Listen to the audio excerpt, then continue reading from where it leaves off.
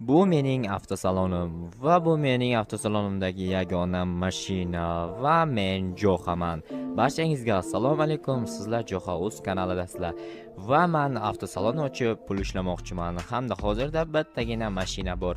Bu mashinaning narxi $150,000 va hozirda klientlarni kutib zanglamoqchi bo'lib turibdi, ammo zanglay olmaydi chunki juda ham qimmat materialdan tayyorlangan va juda ham ajoyib bo'lgan mashina. Va bu mashina kimgadir qiziq bo'lsa, xarakteristikasi kommentariyaga kimdir topib yozib qo'ysin va boshqa birorta odam bu materiallardan foydalanib bemalol audio mashinasi haqida bilib olishi mumkin. Ya'ni audiomi, xullas, короче, nomini ham o'zingizlar kommentariyaga to'g'ri nomini yozib qoldiraverasizlar. Balki nimagadir oldida ekan. Ba'zi mashinalarda bilasizlar, mana bu qismida joylashgan bo'ladi. Bunda esa shu yerda ekan.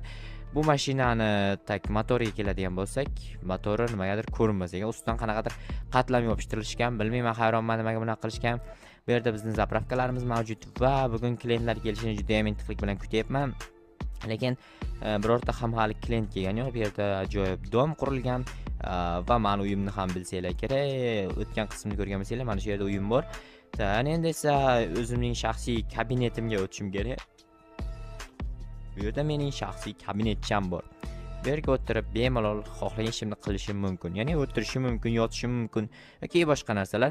Hozir bir tiyin ham ishlaganim yo'q va o'tgan qismda yuk mashinamni sotib, puliga mana shu avtosalonni ochgan edim. Mana bu mashinani esa sotish kerak.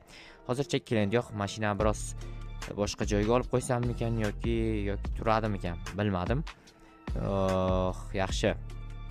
Tak, do'stim telefon qilish kerak edi. Telefon kutayotgandim, ammo qilmadi. Yaxshi, o'zim telefon qilaman. Tak, teramiz. Alo, Rustam, yaxshimisan, jigar? Yaxshi, o'zing yaxshimisan, Jo'xa? Ovozing biroz g'alati kelyapti. Biror joydamisan?